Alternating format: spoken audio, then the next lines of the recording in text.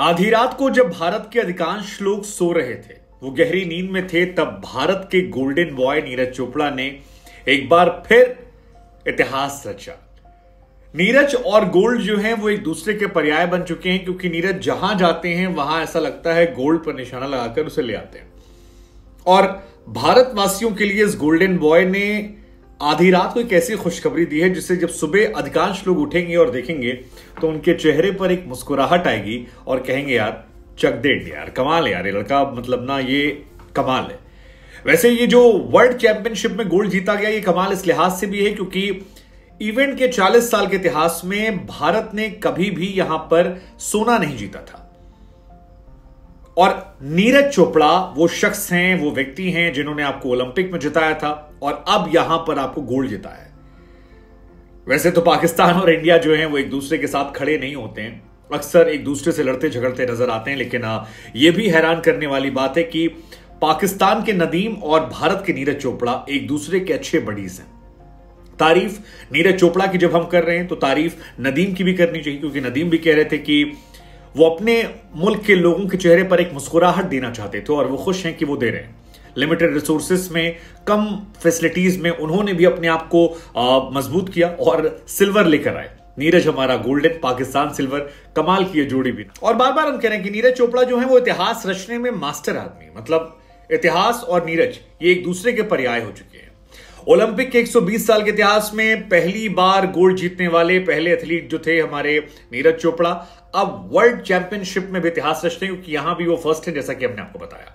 हम आपको बता दें कि जेवलिन थ्रो में नीरज चोपड़ा ने जब भाला फेंका तो वो 88 मीटर 0.17 समथिंग गिरा, जो हाईएस्ट था। और हर बार की तरह उनका जो वो ट्रेडमार्क स्टाइल है कि फेंका, उसके बाद पीछे मोड़ ले और मुस्कुराहट दी, और पता था कि यार कर ली दुनिया मुट्ठी में।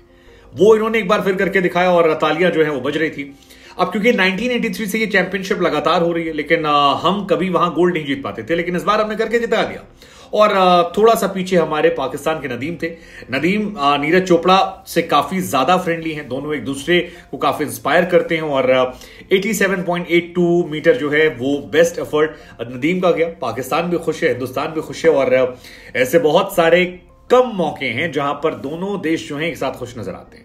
हमने एक वीडियो बनाई थी आपको कि अगर इंडिया और पाकिस्तान एक होते तो फिर क्या होता, तो ज्यादा कुछ नहीं होता। इसमें एक लाइन अगली बार ये भी ऐड कर देंगे कि तो वर्ल्ड चैंपियनशिप में हमारे दो मेडल होते, हमारा पहला मेडल गोल्ड होता, दूसरा मेडल हमारा सिल्वर होता। लेकिन ठीक है, हम अलग अलग भी तो क्या हुआ, साथ साथ तो खड़े रहे, कहीं तो खड़े रहे।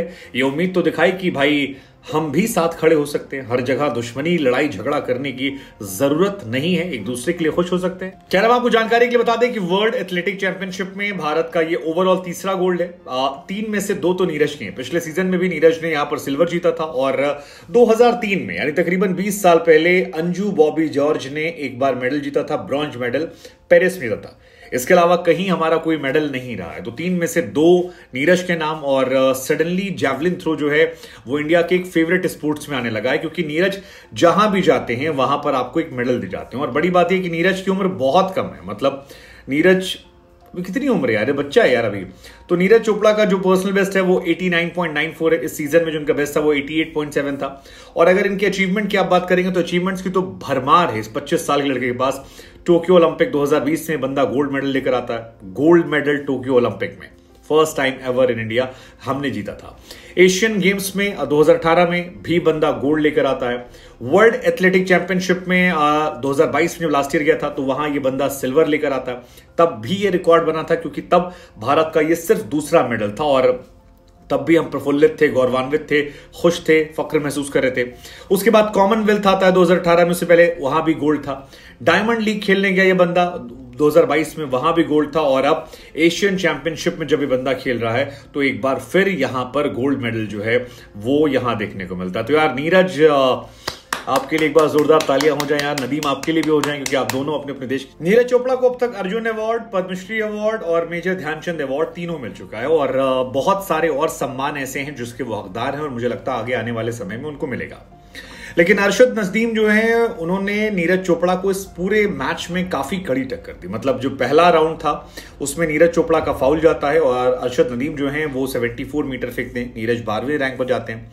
सेकंड में नीरज चोपड़ा आते हैं और सेकंड वाले में ही वो थ्रो करते हैं जो सीजन का बेस्ट थ्रो आता है। 88.12। हालांकि इंडिया से 2 और खिलाड़ी हैं जो 5th और 6th है, जिसमें किशोर जेना थे, डीपी मनु थे। किशोर ने भी 82 पॉइंट फेंका। थर्ड में अर्शद का जो है वो बेस्ट जाता है और वो 87.82 फेंक देते हैं, जिसके बाद वो नंबर 2 पर आ जाते हैं और ये दोनों फिर मेंटेन रहता है। इसके बाद बहुत सारे अटेम्प्ट आते हैं, जैसे नीरज 4th वाले में 87 मीटर फेंकते हैं। ये जो आपके अर्शद हैं ये भी 80s में जाते हैं। 5th वाले में फिर उसके बाद आता है, लेकिन कुल मिलाकर वो जो सेकंड वाला थ्रो था इनका वो बेस्ट जाता है और कोई नहीं दूर दूर तक वाला हिसाब किताब रह जाता है। नीरज ने यहां पर गोल्ड मेडल जीता, अर्शद सिल्वर जीत कर आते हैं। भारत के किशोर जीना जो है 5th पर और डीपी मनु जो है वो 6th पर।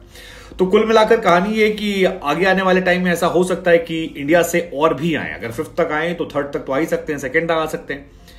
I mean incredible. कभी ऐसा भी शायद हो कि टॉप 3 में तीनों जो हैं वो हमारे अपने बंदे हों। लेकिन इन दोनों को बहुत बहुत बधाई और दोनों ने अपने अपने देश का नाम रोशन किया। Golden boy Neeraj Chopra ji.